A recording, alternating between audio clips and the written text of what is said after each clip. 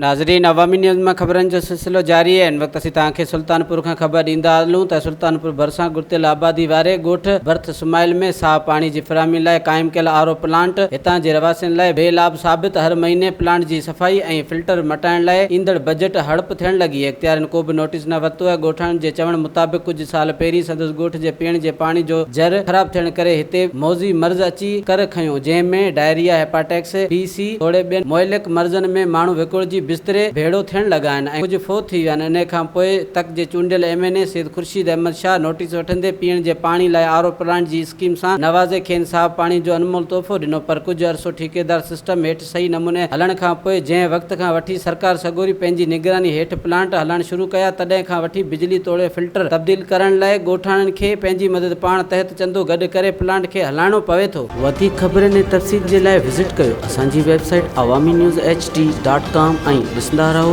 Awami news HD।